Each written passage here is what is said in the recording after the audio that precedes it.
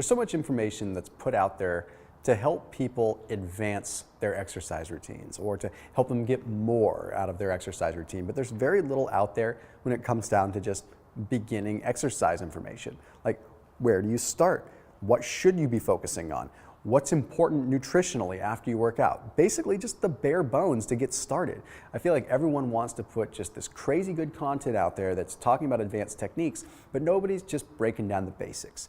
I'm Thomas DeLauer with Antler Farms. I'm going to give you the breakdown on how you might want to start out when you're getting started with resistance training, but also incorporating cardio and lifestyle into the mix as well. And we'll touch on nutrition for a minute too. So when it comes down to getting started in the gym, doing a little bit of resistance training, things like that, you don't want to go into the gym initially and obliterate a single body part. So here's what I mean by this. A lot of times you'll see people that set up periodizations where they go to the gym and they work just their chest, or they go to the gym, they work just their back. You see, the thing is, this is a little bit more of an advanced technique and requires a little bit more in the way of neural adaptation before you can do that. So you'll probably hear that training your full body is possibly the wrong way. Like if you're looking at information on YouTube and you're watching videos online, you're going to be convinced that you need to go in and hit one body part. The reality is, I want you to go into the gym just 3 days per week. You see, by going into the gym 2 to 3 days per week, but focusing on hitting your entire body, you're giving yourself a little bit more in the way of recovery without having to completely demolish one body part. So I encourage you to look at it like this. You could go into the gym on Monday and work just your chest, and you could do a lot of volume of chest, right?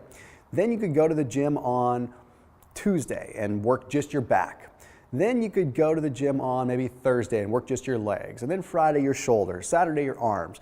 Okay, here's the thing, by the time the end of the week has rolled around, you will have done just as much volume and just as much work on all of your muscles as you would have if you just went to the gym and did full body 3 times per week. We don't want to necessarily just look at how often you go to the gym.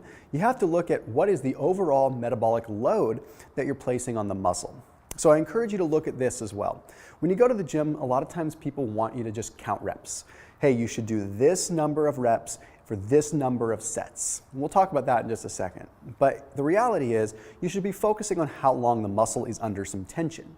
You see, rather than sitting there and counting reps, you should go until the muscle is fatigued or the muscle is tired. Muscles don't really know how many reps you're doing, they just know if they're under tension or not. A lot of times they don't even know if something's heavy or not, they just know that they're under tension. So rather than going to the gym and focusing on keeping the muscle under a heavy load, focus on keeping it under tension, because that's what's going to establish that strong stability that you really want with a muscle, especially when you're getting started. Now, one thing that you do have to know is a simple periodization. And what a periodization is basically the combinations of sets, rest, and recovery. So reps are how many repetitions of an actual movement you do. Okay, like if I go into the gym and I do 10 lifts, it's going to be 10 repetitions. Well, a set is the collection of those reps. Okay, so 1 rep or a set of 10 reps, right?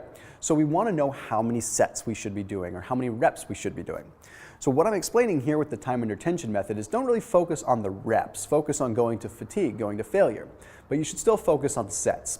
So what I do recommend is you go into the gym and you do 2 to 3 sets for every body part. Okay, that's it. 2 to 3 sets for every body part with as many reps as you need to stay under tension. You do this 3 times per week and you're in perfect shape. And then after your workout, this is where we want to sprinkle in the cardio. After your workout, your body is in a little bit more of a glycogen depleted state. This means that the stored carbohydrates, the carbohydrates that are stored in your muscles, are used up a little bit more, which makes it easier for your body to tap into fat stores. So that's the best time to do your cardio, because then your body's actually going to recruit fat for energy rather than just the carbs that are already front and center. So you just do 15, 20, 30 minutes post-workout after you're lifting, and you're in a really great position. Another thing that you need to focus on doing is 2 days per week doing 30 minutes of fasted cardio. Right when you wake up, have some black coffee or have something that gives you a little bit of caffeine, and then go and do 20, 30 minutes of cardio. When your body is in that fasted state, it makes it significantly easier for your body to recruit fat as energy. So what I'm trying to do here is teach you the basics so that you can not only get into a lifting regime, but also burn the most fat for the buck. I want you to be able to get results without having to put a lot of energy into it, at least at first. And then as you advance, you can evolve it a little bit more. Now, nutritionally, there's some things that you really want to be paying attention to as well. Right after a workout, your insulin sensitivity is very, very high. Now, what does that mean? That simply means that at the end of a workout, you have a unique ability to absorb nutrients in a very fast, powerful way, more so than normally. So this is a perfect time to be consuming something like a whey protein or a pea protein. Now, when you look at Antler Farms, you see how their whey protein isolate is super high quality. That's because it's actually from grass-fed cows, so you're not getting all the omega-6 fats. You're just not getting the bad stuff. You're getting the pure protein isolate. So I do recommend that if you're looking for a whey. Okay, so what that's gonna do is that's gonna actually get absorbed really fast when you consume that after a workout. It's really cool stuff because your insulin sensitivity is so high, it means that if you consume that, your body's going to absorb it and it's going to stimulate the recovery a little bit more. So we really want to focus on nailing our nutrition right after the workout. That's the most pivotal time for you when it comes down to getting that recovery, at least the beginning stage. Again, as you advance a little bit more, there's different things that we can throw into the mix and mess around with timing a little bit more. But for all intents and purposes, being safe and being simple is going to be the best way to get quick results when you're first starting out.